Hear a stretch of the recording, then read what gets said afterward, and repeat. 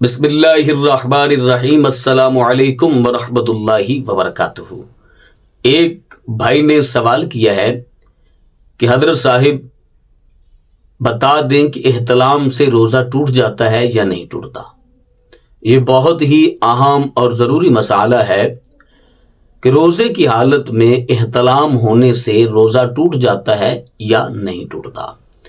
آج اس موضوع پر، اس مسئلے پر گفتگو کرنے جا رہا ہوں، لیکن اس سے پہلے گزارش ہے کہ اگر آپ نے ابھی تک میرا چینل سبسکرائب نہیں کیا تو میرے اس چینل کو کر لیں سبسکرائب اور بیل آئیکن کو دبا لیں تاکہ اس طرح کی لیٹسٹ اور نئی سے نئی ویڈیوز آپ تک بآسانی اور بر وقت پہنچ سکے۔ رمضان المبارک میں یہ سوال اکثر و بیشتر کیا جاتا ہے کہ کیا روزے کی حالت میں احتلام ہو جائے تو اس سے روزہ ٹوٹے گا یا نہیں ٹوٹے گا۔ دیکھیں، اس میں اپنا عمل دخل نہ ہو، اپنا کسی قسم کا عمل دخل نہ ہو تو احتلام ہو گیا تو اس سے روزہ نہیں ٹوٹے گا۔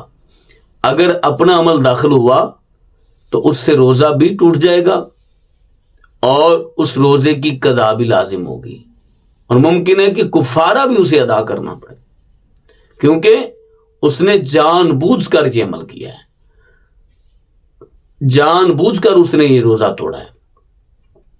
اگر اپنا ذاتی عمل دخل نہیں ہے تو احتلام سے روزہ جو ہے وہ نہیں ٹوٹتا۔ اکثر لوگ یہ سمجھتے ہیں، بلکہ 85% لوگ سمجھتے ہیں کہ احتلام ہونے سے روزہ ٹوٹ جاتا ہے، حالانکہ احتلام ہونے سے روزہ نہیں ٹوٹتا۔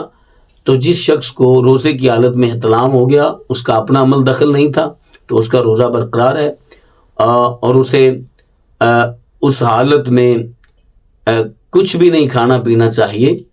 اکثر لوگ غلطی کر جاتے ہیں، وہ سمجھتے ہیں کہ روزہ ہمارا تو اب نہیں رہا تو لہٰذا کھا پی لیتے ہیں۔ ایسا نہیں کرنا چاہیے، اپنا عمل دخل نہیں تو روزہ فاسد نہیں ہوا۔ تو مجھے امید ہے کہ آپ کو اس مسئلے کی سمجھ آ گئی ہوگی۔ اپنا اپنی فیملی کا بہت سارا خیال کیجیے گا۔ اللہ نگہبان۔